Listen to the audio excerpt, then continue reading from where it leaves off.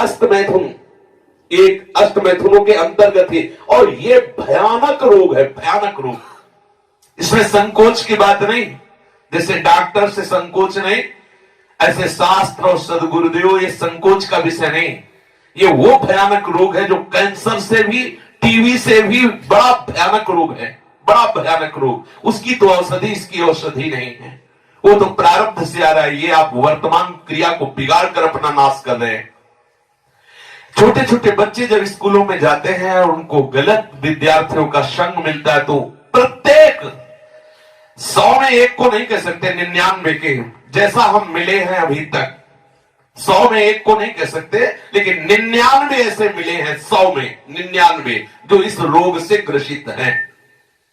पहले शायद वो पढ़ाई अपने लोगों के यहां नहीं थी। आज हमें बच्चे बताते हैं कि एक चैप्टर भी इसी प्रसंग का रखा जाता है। किसी विद्यार्थी जीवन से आए हुए साधु वेश में अपने उपासक ने बताया कि हम लोगों को शिक्षा दी जाती है कि जैसे खून निकल जाता है तो नया खून और बलवर्धक बनता है, ऐसे ही इस ब्रह्मचर्य का नाश करना अति आवश्यक है, क्योंकि वो हटेगा तो समस्त मांसपेशियों में नई शक्ति जागृत होगी। बोलो कितनी बड़ी हानि की बात, कितने बहुत बड़े दोष की बात। छोटे छोटे बालकों की जिनकी किसी भी तरह से ब्रह्मचर्य नष्ट करने की अवस्था नहीं हुई, वो अपने ब्रह्मचर्य का संहार कर रहे हैं केवल मनोरंजन के लिए। प्लेग, इन्फ्लुएंजा, ये रोग इतने बड़े महामारी नहीं जितना महामारी ये रोग है, जिसे बच्चे और बच्चियां खिलवाड़ समझ रहे, मनोरंजन समझ रहे, ये करना आवश्यक ही है ऐसा समझ रहे, सुविधाएं दी जा रही, कहा जाता खेलो हंसो, मार दिया। अभी किसी योग्य नहीं हो पाए और उनको सारी योग्यता नाश करने की शिक्षा दे दी गई और नष्ट हो गए। ना वो गृहस्थी लायक रह गए, न विरक्ति लायक रह गए। ये जो हस्तमैथुन जनित महारोग से, भयानक रोग से ग्रसित साधक जो भी मनुष्य, जो भी बच्चे हैं, सावधानी, बिल्कुल अपनी मृत्यु का वर्ण कर रहे हैं। और हम ये पक्की बात कर रहे हैं, 100 में 99 इस दोष से ग्रसित हैं। 100 में 99, 98 नहीं, 99। और हम जब उनसे पूछते हैं तो पता चलता है ये केवल स्कूल में ही पूरी ट्रेनिंग हो जाती है। आपस में 4 बच्चे बैठकर ऐसे गंदे आचरण से युक्त हो जाते हैं जो जीवन में इससे निकल पाना बड़ा कठिन है। नाना प्रकार की, गंगा की कसम, यमुना की कसम, भगवान की कसम, गुरु की कसम, सब कसम एक तरफ, खाने के बाद 1 मिनट बाद जहां वो अपने स्वरूप में कामाग्नि जागृत हुई, नष्ट हो जाता है साधक। ये जो हस्त क्रिया के द्वारा अपनी वीर शक्ति का नाश कर रहे हैं, बिल्कुल समझ ले ये अनिष्टकारी चेष्टा पहली बात अगला जन्म तुम्हें मनुष्य का नहीं होने देगी, क्योंकि तुम इतना भयानक अपराध कर रहे हो। हर वीर शक्ति में जीवाणु है जिससे मनुष्य का जन्म होता है। आप उसको किस तरह से नष्ट कर रहे हैं, पहला महापाप तुम कर रहे हो। दूसरी बात, जैसे किसी लकड़ी में घुन लग जाता है, अंदर उसे खाली कर देता है, ऐसे ही ये क्रिया हर साधक को, हर बच्चे को, हर मनुष्य को जर्जर कर देती है, उत्साहहीन कर देती है, निकृष्ट भावना से युक्त कर देती है। कोई भी इस हस्त क्रिया को यदि स्वीकार किए हैं तो उसका फल देख ले, बिना प्रयास के वो वीरहीन होता रहेगा। कसम खाइए कि मैं जीवन में कभी हस्तमैथुन नहीं करूंगा। श्री जी को साक्षी करके इसका निर्वाह कीजिए, विश्वास कर लीजिए, आपकी परमार्थिक या व्यवहारिक जो भी उन्नति सबके नाश का प्रधान कारण है। आप ऐसे कारण को स्वयं कर रहे हैं। गृहस्थी धर्म में तो जब संयोग होगा तब होगा, आप इसमें प्रतिपल मर रहे हैं, प्रतिपल। और ये आपको इतना कमजोर, इतना परास्त कर देगा, आप भगवत मार्ग में चल नहीं सकते। आप इसे निश्चय करें, इसी क्षण निश्चय करें कि मैं कभी भी हस्त क्रिया के, तो कोई भी साधक हो, स्त्री या पुरुष, कोई भी साधक किसी भी प्रक्रिया के द्वारा हम ऐसा, जब तक गृहस्थ धर्म से युक्त होकर हम भगवत पूजा की भावना से संतानोत्पत्ति वाली क्रिया, वो अलग चीज, अपने किसी चेष्टा के द्वारा हम ऐसा नहीं करेंगे। जो ऐसा करते हैं उनकी समस्त इंद्रियां दुर्बल होती जाती हैं, एक एक नस से उनकी शक्ति का ह्रास होता जाता है और उनके मुंह में पीलापन, सिकुड़न बिना वृद्धावस्था के से दिखाई देने लगती है। नस में दौर्बल्य, बार बार स्वप्न दोष, नाना प्रकार के गंदे संकल्प, नाना प्रकार की जलन उनके हृदय में प्रकाशित हो जाती है और वीर शक्ति इतनी द्रवित हो जाती है कि उनको पता ही नहीं लगता कब स्खलित हो गई। इसलिए साधक सावधान, ऐसी गलती बिल्कुल न करें, बिल्कुल न करें, क्योंकि शरीर के भीतर एक मनोवाहा नाम की एक नाड़ी है।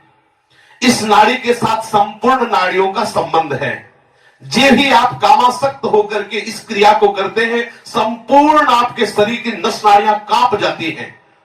शरीर से लेकर मतलब सिर से लेकर पैर तक संपूर्ण यंत्र, छोटी मोटी सब नाड़ियां कंपायमान हो जाती हैं। फिर उस रक्त से मंथन करके फिर जो निकलता है उसे वीर्य कहते हैं। कितना बड़ा नाश कर रहे हैं आप। इस धातु से दौर्बल्य, प्रमेह, स्वप्न में, मधुमेह, बड़े कठिन कठिन रोग घेर लेते हैं। पक्षघात, ग्रंथिवात, संधिवात, अपस्मार, मिर्गी, पागल पर भीषण भीषण पीड़ाएं शरीर में, न जाने कितने निंदनीय रोग इस क्रिया के द्वारा होने लगते हैं। इसलिए प्रत्येक उपासक को, चाहे वो गृहस्थ मार्ग का हो या विरक्त मार्ग का हो, बिल्कुल ऐसी क्रिया ना करे। जब कोई हस्त क्रिया करता है तो उसके सीधे कलेजे पर धक्का लगता है। जब क्रिया करता है तो संपूर्ण नाड़ियों में हलचल और हृदय पर धक्का लगता है, जिससे उसका दिल कमजोर होने लगता है। और वही सबसे ज्यादा जिसे हार्ट अटैक कहते हैं, वही कारण होता है। वीर चरण ही उसका प्रधान कारण होता है।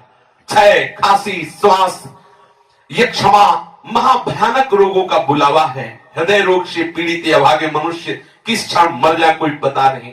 मस्तिष्क पर जो एक ऊर्जा शक्ति, विचार शक्ति होती है, वो नष्ट हो जाती है। जो ये हस्त क्रिया को करते हैं उनको देखते ही पता चलता है करते हैं। कुछ ऐसे लक्षण होते हैं जिनको देखने से ही पता चलता है ये सब वो प्रतिपल अपने आप को चौपट कर रहे हैं। कितना पागलपन है। आप अपने जीवन को नष्ट कर रहे हैं। पागल खाने में अगर देखा जाए तो 5 आदमी ऐसे मिलेंगे 100 में जो किसी अन्य घटना से पागल हुए। 95 ऐसे मिलेंगे जो विषय के कारण पागल हुए, जिन्होंने ब्रह्मचर्य को छीण किया है और उनकी मेधा शक्ति कमजोर हो गई और पागल हो गए हैं। ये व्यभिचार प्रवृत्ति किसी भी लायक नहीं रहती। सैकड़ों पागल खाने में जांच करने पर ज्ञात हुआ है कि जितने भी पागल हैं उनमें से 95 केवल इस बात से पागल है, भ्रष्ट आचरण से। आप परिश्रम युक्त, साधना युक्त आप रहिए। ये आजकल के माता पिता स्वयं सावधान नहीं, बच्चों के सामने ऐसी चेष्टाएं करते हैं कि उनकी सामर्थ्य नहीं कि अपने बच्चों को रोक सके। वो समझते हैं कि बच्चों से ये बातें करना ठीक नहीं है।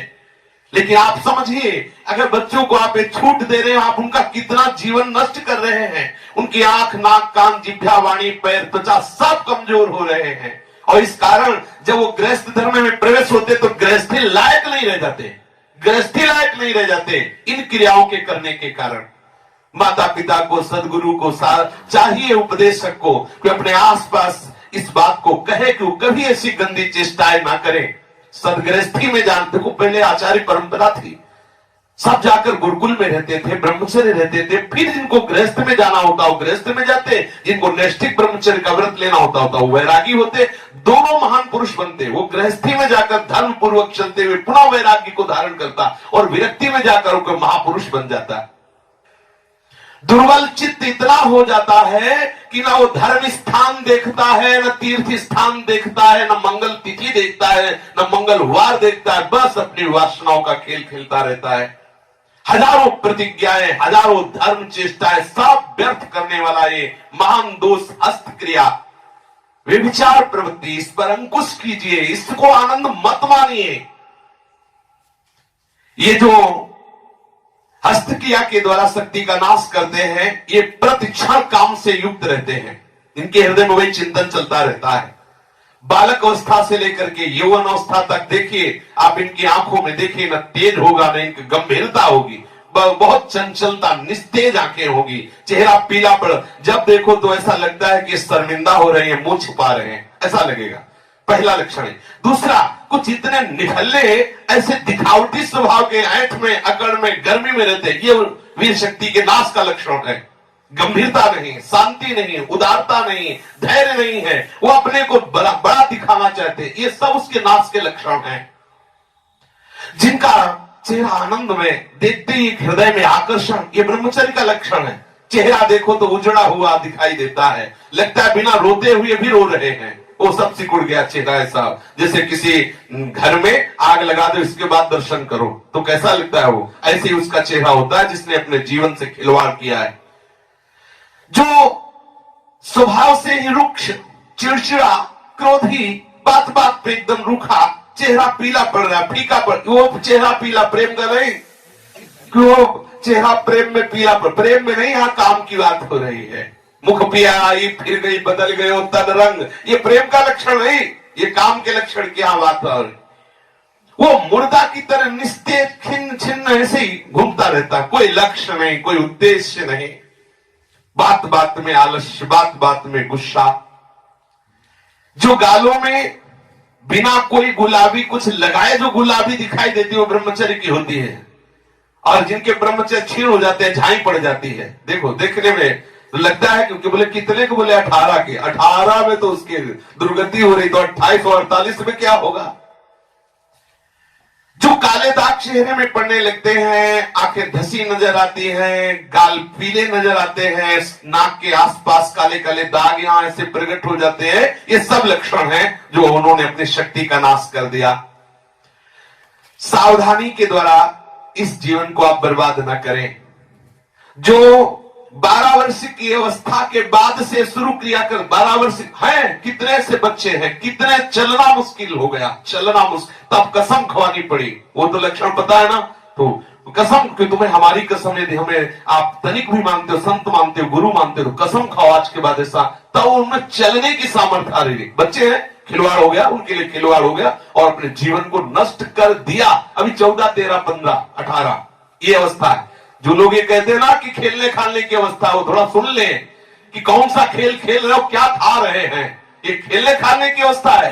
अरे ये वो अवस्था है जिसमें जो चाहो तुम बन सकते हो।